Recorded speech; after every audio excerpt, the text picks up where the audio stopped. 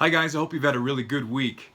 We've had just an awesome time at Camp Awesome. It's been really, really sweet, and you'll get a chance to hear about some of that if you haven't already on Sunday. And I want to encourage you to come on Sunday, to encourage others to come on Sunday. We had a really good turnout last year, and we're inviting all kids and parents to come and be a part of a special service on Sunday. It will be kind of a normal service flow in many ways, but we'll have about a 15-minute block right after our announcement time where we'll have all the kids up on stage and volunteers, and we'll have songs and slideshow and be able to celebrate together Camp Awesome, which has been just an amazing time. And then right as soon as we're done with that, we'll have our normal break time. And kids will be dismissed back to Crosswalk, which will be really, really great. And then adults will hang, and you'll have an opportunity to connect with some new people, which will be really good. I want to encourage you to do that and reach out and get to know some new folks, especially if you haven't been at camp this week. And then following the service, we will have a lunchtime together. Chad's been coordinating all of that, and I hope you've been keeping up with the details on the city.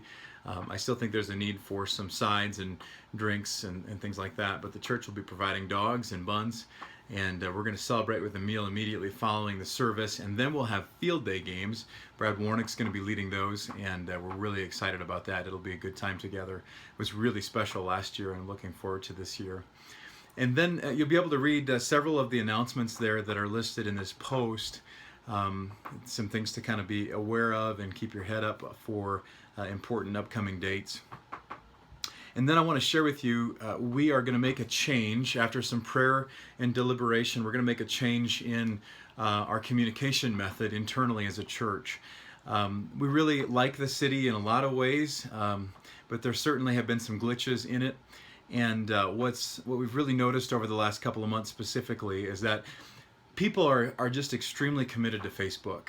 People in our church are extremely committed to Facebook and not to the city. And so the message and the encouragement and the challenge and the connection are not happening on the city like they used to on Facebook. And while we really like the medium, it's not more important than the mission, and it's not more important than the message. And so I think we need to make that change. It's amazing to see the way communication theory has changed even from 16, 17 years ago when I studied it in college to now with our commitment to social media.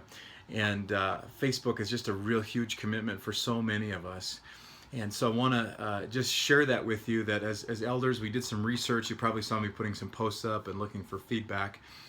And did some tests this week with different information, and it was amazing to see the immediate interaction and response that we just were not getting on the city.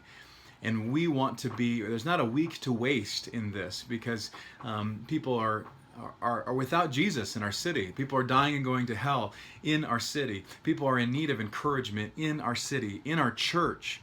And so we don't want to miss this, right? So we're not going to sit around for several months and deliberate. We're just going to make a quick change, and we're going to go back to Facebook, and we're going to communicate that. So here's what I want to encourage you to do: to communicate that with your teams. And many of you used Facebook before. You had a group for your life group. You had a group for, some of you still do and are still using it, I know that. And some of you had groups for your ministry teams. I want to encourage you just to go back, and if you still have those groups, just add the people you need to, and then we're going to take off and keep running. If you need to create a new group for whatever ministry team you have, or set up, or whatever it is, go ahead and do that. Add the people you need to your group. Change admins if you need to, and then let's run and use that as a communication tool. I'm excited with the administrative assistant we're going to be hiring between Facebook and our website to be able to really clearly interlock those two, and hopefully kind of hone down the amount of media that we're using, and then just really use them very well together, updated, clearly communicating, overtly clearly communicating as much as we possibly can. So here's the deal. We are going to not be using the city anymore, even for this group, for leaders. I'm going to make this post on Facebook as well.